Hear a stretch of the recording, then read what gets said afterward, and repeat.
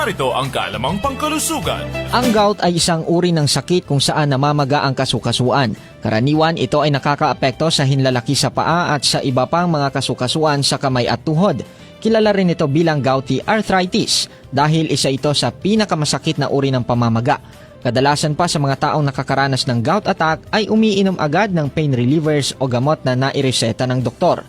Ilan sa mga sintomas ng gout ay tulad ng pamumula, pananakit at pamamaga ng kasukasuan. Pagkati ng kasukasuan, matinding sakit sa apektadong bahagi ng katawan.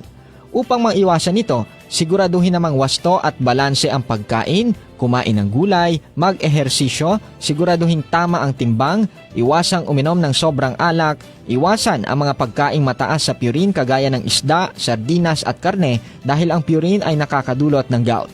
Uminom rin ng gatas dahil pinapatibay nito ang mga buto. Halim Abbas, NDBC, Bida Balita.